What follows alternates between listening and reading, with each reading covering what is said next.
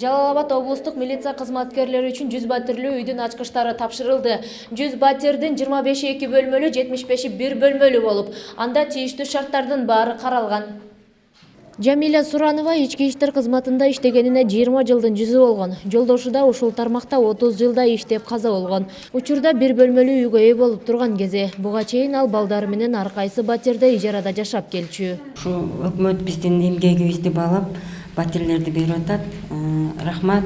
Биздин атабыз дагы милиция кызматкери болгон, милициянын полковниги өтүп кеткен.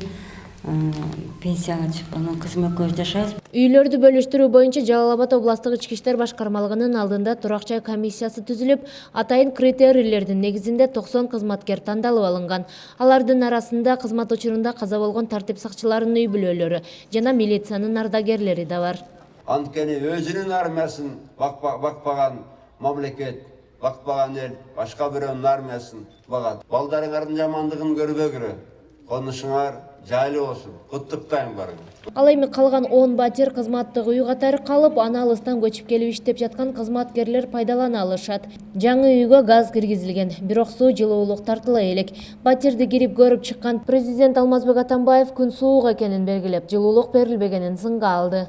Батарея ондай болбосун, элдин баары түшүп калды. Эптементен эле жаап койсоң болмок. Маалым болгондой, көп кабаттуу үйдүн курулушу 2016 жылдын 13 октябрында башталган. Ал үчүн Кыргыз өкмөтү тарабынан 160 миллион сом бөлүнүп берилген. Бүткөрүү мөөнөтү долбоор боюнча ноябрь айына белгиленген болчу. Кылымжан Азамат кызы, Шайыр Зайырбек уулу, Ынтымак, Жалал Абад шаары.